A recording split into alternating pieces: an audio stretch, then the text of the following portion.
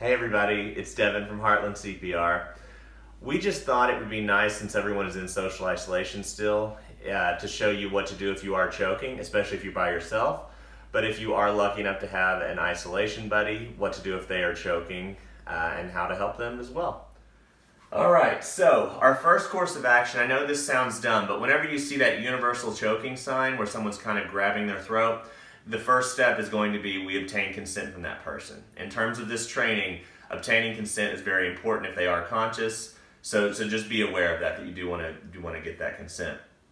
Now, once you get that consent, you will want to find that victim's navel, come behind them. They don't really make a CPR dummy that allows enough give in the stomach to show how deep in you're going with that, but you're really going up and in with those abdominal thrusts. But you're going to find that navel, 2 fingers above it, thumb side of your fist goes down, and then you're going to give those upward abdominal thrusts, really going up and in with those, up until that object comes out, they start coughing, crying, whatever the case may be, or until they go unconscious, and at that point we would go into CPR. I'll explain the reasoning behind that here in just a second. Now, that's what to do if someone that you're in home with is choking, or someone out in public is choking. Now, like I said, if you are alone, there is a modification that you can do if you don't have someone in-house with you.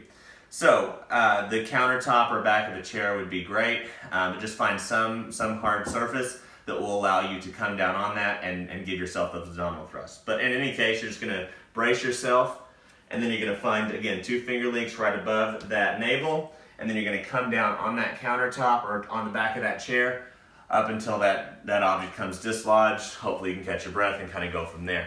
At that point, you would want to be seen by a physician because you want to verify nothing more serious has happened as a result of that. But yeah, so now I will show you how to deal with a choking infant. Alright, so now what to do with an infant as far as a choking emergency goes.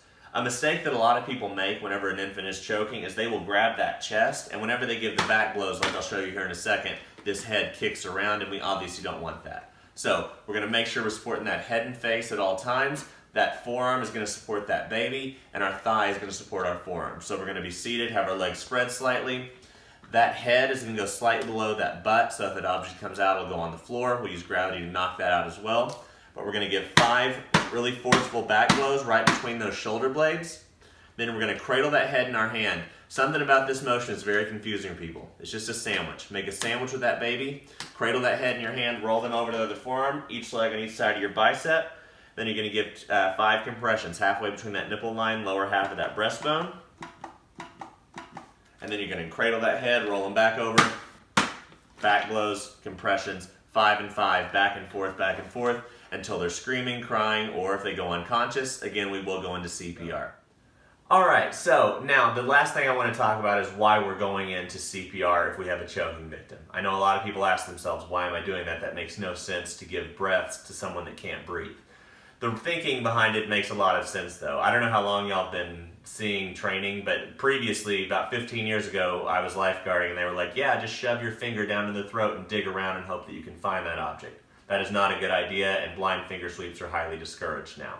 The thinking now behind that is that either those compressions that you're going to give are going to push that object up in the throat for us to grab. So our one modification to CPR after those compressions is every time we open that airway to give a breath, we're going to look down into that throat and see if we can see that object. If we do, we're going to grab it. Otherwise, we're just going to give breaths like normal. And the thinking there is that those breaths are going to push the object ideally into the belly, possibly into the lungs. Then you have a less severe emergency at that point. So that's the reason that has changed a little bit. But thank y'all so much for watching. Like, subscribe, leave a comment, let us know what you would like to see in the future. And we'll see you on the other side of all this. Thanks.